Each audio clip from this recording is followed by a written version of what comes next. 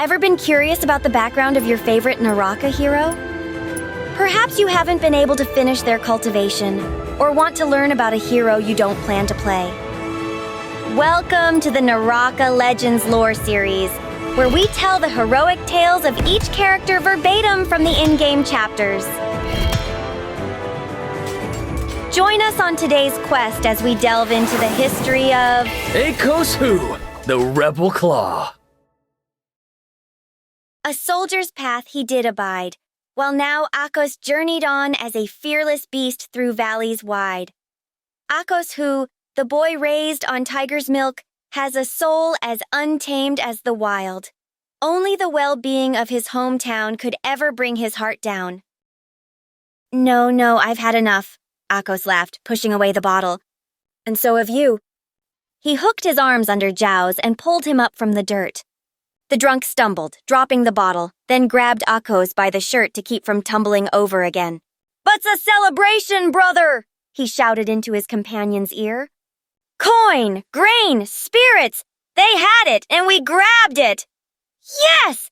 Akos slung the man's arm over his shoulder and began marching him toward the sleeping huts. "But let's save some fun for the next conquest, eh?" The celebration had actually ended hours earlier, and Zhao was the last who needed to be put to bed. It was well past midnight, and the fires in the village had long since dwindled to embers and ash. The villagers themselves were cowering together at the far end of the camp, forced from their homes to make room for Zhao and the other bandits. This was the way of things during the harvest season, and the sight of it turned Akos's stomach.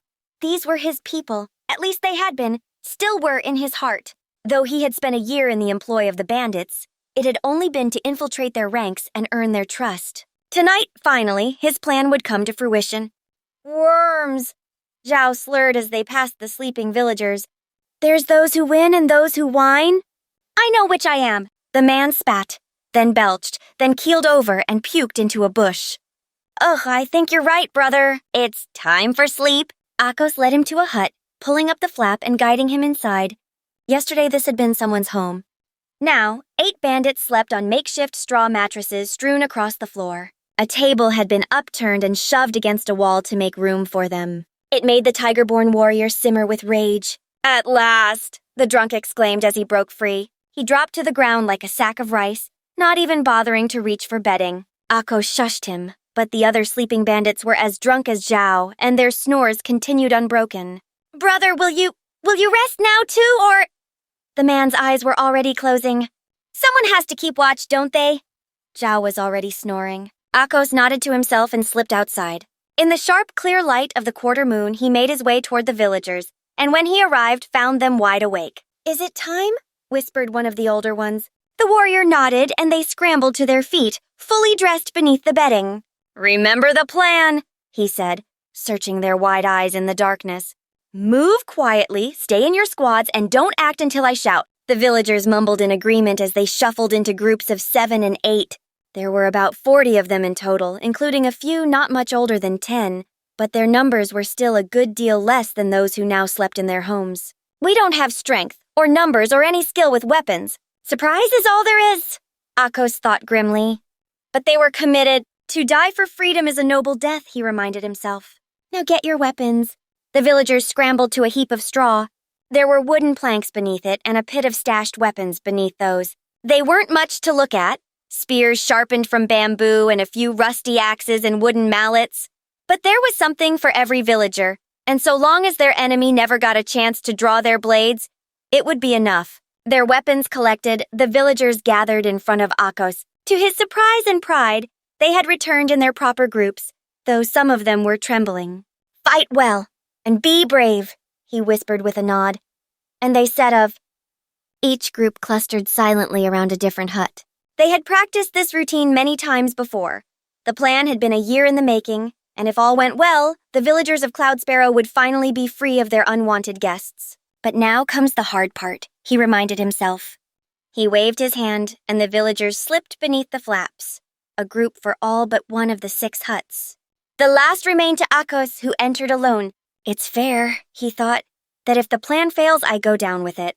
And besides, I want to kill as many with my own hands as possible." Revenge for every year of persecution and a clear message that they were never my comrades. The bandit slept soundly on the dirt floor and the tiger-born saw only prey. As his eyes adjusted, he could see Zhao snoring in the corner where he had left him. A smile plastered across his face. The poor fool probably dreams of looting and pillaging same as when he's awake. Akos waited now, counting his breaths. Too quickly, and the others wouldn't have time to get into position. Too slowly, and they risked the bandit stirring. Or maybe he was just savoring the moment. After a few more seconds, he threw back his head and roared, "Now!" Bewildered screams erupted across the village. He sliced the necks of 2 bandits before they could even open their eyes and killed several more as they stirred. Before a single man had risen to his feet, all but one had been slain. And by the time Zhao sat upright, the entire hut was splattered in blood. Brother... The man fumbled over his words, blinking sleep and alcohol from his eyes. "What's happened?" "The villagers are taking back their home," he announced casually, and Zhao's eyes opened wide in dawning fear. But you'll protect me," he ventured desperately, his entire body quaking in fear. "Won't you?" For a moment, Akos felt pity. Zhao had never been bright, and even now he did not understand. Watching tears fill his eyes, the warrior considered letting him flee. Of all the bandits, this one was the closest he had to a friend. They had drunk together, laughed together, complained of all life's little inconveniences. But then he remembered the horrors, the raids and the violence and the looting, and his resolve hardened. "No!" he snarled, baring his teeth the way his tiger mother had sometimes done to terrify prey. "You are no longer welcome." And then he swung his axe. It's good to be free, Akos thought as he pulled the reins and cut his horse east across the open plain. Behind him, the sun was setting, and the evening wind carried the scent of lilac and pine. He rode with 2 companions, Shu and Yuz, who had only been children when the villagers took back Cloud Sparrow from bandits. The boys had fought well that night, and in the years since had become both formidable warriors and his most trusted aides. "No slave of the Empire lives like this," Shu boasted as he brought his horse to a cant beside Akos. Clearly the young man had been having similar thoughts, though it was not surprising. 3 recruiters in as many months had been sent by the Imperial Army to beg their enlistment. They'd offered riches in return food, weapons, gold, protection, but each time they had refused. His people had suffered long enough under the bandits' reign and had no wish to trade one master for another. And besides, in the years since their rebellion, they had protected themselves just fine. It was, Akos knew, for this reason that the army so desired their conscription. As war and conflict flowered across the land, a village like Cloud Sparrow that could defend itself was a mighty asset. Their self-sufficiency made him proud. "Indeed," Akos replied with a grin.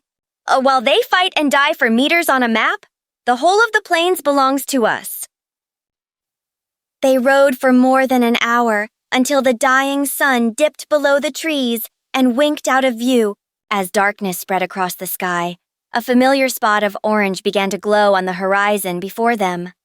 The torches and campfires of their people being lit after the day's labor. Akos was happy for the homecoming. The hunt on which they had embarked had been a success, and their spoils were slung over the hind of each horse, a wealth of rabbits, squirrels, and even a full-grown buck. Cloud Sparrow would eat well tonight. Indeed, for the next many nights. But the satisfaction of a successful hunt was short-lived. "Something is wrong," Yuz muttered, pointing toward the light of the village with furrowed brow. He was right, Akos realized with a dawning dread. They had made this nighttime approach dozens of times, but it had never looked quite like this. Though still only a flicker in the distance, the familiar glows were too large and too bright, and all at once he knew. They weren't campfires at all. "Ride!" he shouted, spurring his horse. The creature was exhausted from the day's hunt, but it could sense its master's urgency and kicked into a gallop with an alarmed snort. He only hoped they weren't too late. Their mounts were near collapse when they finally arrived at the outskirts of the settlement, panting, wheezing, and frothing at the mouth. The 3 men, on the other hand, had found a second wind. They leapt to the grass with blades drawn, taking in the horrors that greeted them with rising adrenaline. 10 or more bodies were strewn around the village's periphery, stuck with arrows, or run through with spears. Further in, the carnage was even worse. The sleeping huts crackled and sparked as flames leapt across wooden walls and straw roofs. Screams erupted from all directions, and terrified villagers stumbled through fire in a desperate attempt to escape the invading warriors. Their fields, too, were ablaze, and the herding pens flung open such that animals ran mad through the chaos. Whoever they were, these invaders were nothing like the bandits of years past, who preferred to keep the village thriving in their absence. "These men wish to conquer and kill!" Akos fumed as primal rage filled him. "There!" cried Shu, pointing out a warrior mounted upon a bear whose steed had leapt through flames in pursuit of a fleeing child. Nothing else needed to be said. The three men roared into action, with Akos heading of the warrior from the front and the other two rounding his flanks. As the invader raised his spear and set his aim on the young boy, Akos leapt to block his way and lunged to strike. No thought was given to the charging bear, and the fearlessness of his ploy worked. Caught off guard, the mounted warrior dropped his spear and yanked his reins to retreat. "Oh, so you only fight children?" Akos spat in contempt as the man maneuvered his beast around and backward. But what the man found awaiting him was not escape, nor children, but two men whose struggles had hardened them into ferocious and unmerciful foes, tigers in their own right. The warrior attempted to turn once more, but this time his mount was too frightened and the attackers too close. As the beast roared and stomped, Shui took out its front legs with a single precise blow. Yuz was waiting to plunge his blade through the man's sternum when he inevitably fell, screaming. Alas, the battle was far from finished. And for the better part of an hour, Akos, Shu, and Yuze stalked the village to slay any invaders they came upon. Surviving villagers who knew how to fight were gathered along the way, swelling their ranks to become a fearsome force. The Tigerborn's guilt, too, swelled with each familiar face that rushed to his side. "My people are skilled in combat, but without guidance, they're too scattered to stand as one. It's my fault I wasn't here to lead them." The invaders retreated after too much bloodshed, fleeing north into the darkness of the plains. With the villagers now organized, the spoils weren't worth the trouble, and besides, they had already stolen much and killed even more. Akos knew, however, that they would return. From their body paint, he'd recognize them as the people of the Den, a vicious tribe known for sowing chaos and violence across much of the continent in recent years. He'd never thought they would make it this far south. It was a dread omen that they had. So as the burning buildings collapsed into embers and the villagers wept for the dead and dying, Akos stalked alone into the darkness. "There is only so much I can do to protect them," he lamented. No more was the scent of lilac and pine, his eyes stinging with the smoke that carried blood and charred flesh to his nostrils. "If I am gone or killed, what then? They need support when I'm away, and I fear our enemies will only grow stronger. Will there be anyone left in the next attack?" A sudden grief took hold of him, and Akos snarled. He punched his open hand and cried out in a mighty roar, part sorrow, part rage, for he knew then what he had to do. Perhaps freedom is a luxury I can no longer afford. Akos struggled not to let his frustration show. The commander was adamant and obstinate. No wonder they called him the Unyielding. "But we are warriors of honor," Yueshan repeated himself for perhaps the 5th time that day. "We will face them on the battlefield and vanquish them in daylight. Why resort to tricks when we have righteousness on our side? But we can strike while they sleep. Pounce like a tiger before they can even string their bows!" The commander shot him a hard look that carried with it a warning, and he knew the conversation was over. Akos gritted his teeth, biting off any further words with an angry sigh. It was hopeless. He snapped to attention and showed Commander Yue a respect that he did not feel, while memories of Cloud Sparrow played out with all too vivid detail in his head. It was a struggle to push them away. The people of Cragbear didn't consider honor when they destroyed the peaceful villages up and down the steppes, killing peasants in their beds, he seethed. What he wanted was to curse at Yueshan, to shout and show him exactly why their enemies didn't deserve it. Instead, all he said was, "Of course, Commander. Thank you for your time."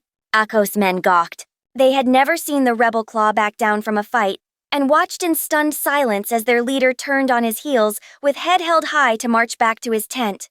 Before he'd even crossed the threshold, he was already scheming, and he began to stalk back and forth in front of his cot. The tiger hunts at night. Is he without honor?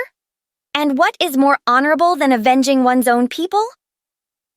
If Yueshan wanted to talk of righteousness, the righteous path had never been more clear to Akos. It was no fault of his that the commander could not see it. They could raise the crag bear camp here, while the mountain passes were filling with snow, and the nomads wouldn't be able to send reinforcements until the spring. The ensuing months of peace would give the Imperial Army time to regroup and train new recruits. The tide of the war would be turned forever. Yushan be damned. Akos had every reason to expect an easy victory. Scouts reported fewer than a dozen fires. There were rumors that even the fearsome guard bears were absent, likely eaten as their food stores ran low. His men's loyalty was certain. Many of the reformed bandits in his outfit owed their lives to him. And Zhu, his second in command, was like a brother. He knew they could succeed. What could go wrong? He went to his desk and took up his brush, quickly writing a note before affixing his seal and folding it. "Take this to Shu," he said, pressing the paper into his servant's hand. "And not a word to anyone." With his decision made, all that was left was to wait, and as if to test him, time seemed to slow to a crawl. The sun hung above the horizon while the soldiers spent what felt like hours eating their evening meals and preparing for bed.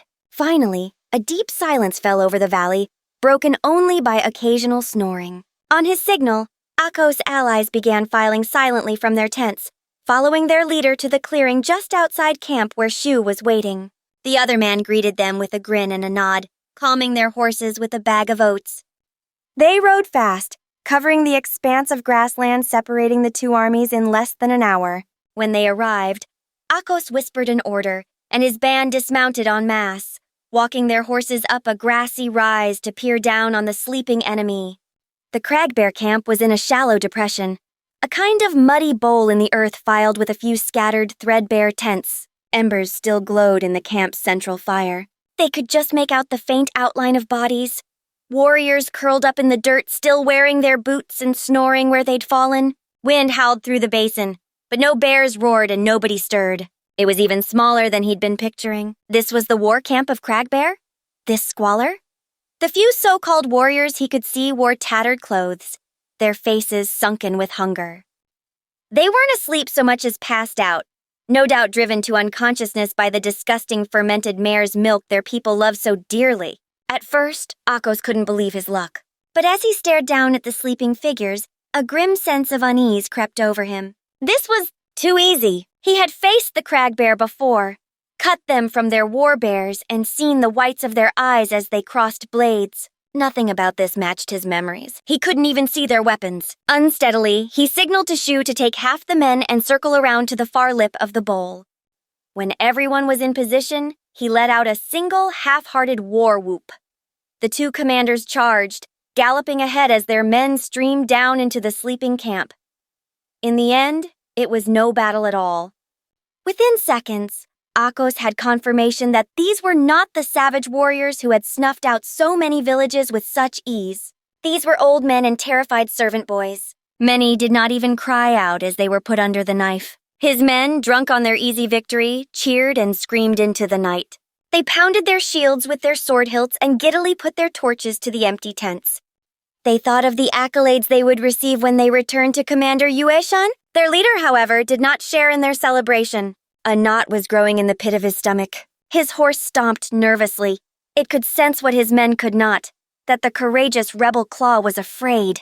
And then Akos heard what he was afraid of, the terrible beating of drums. Drums in their dozens.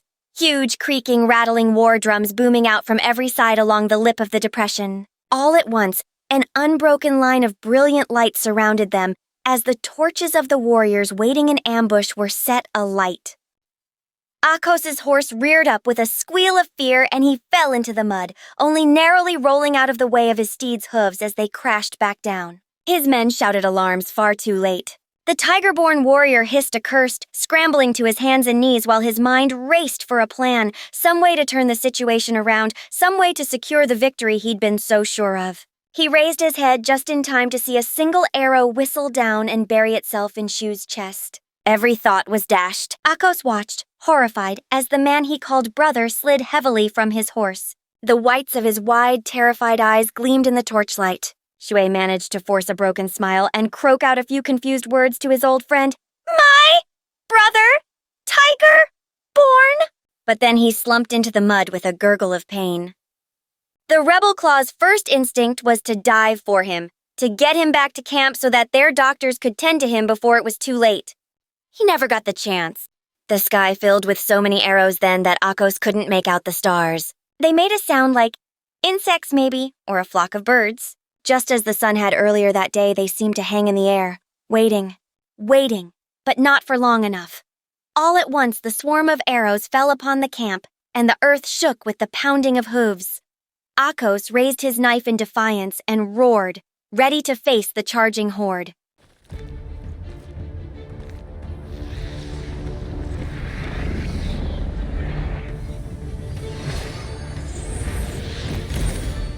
Become the legend you were destined to be.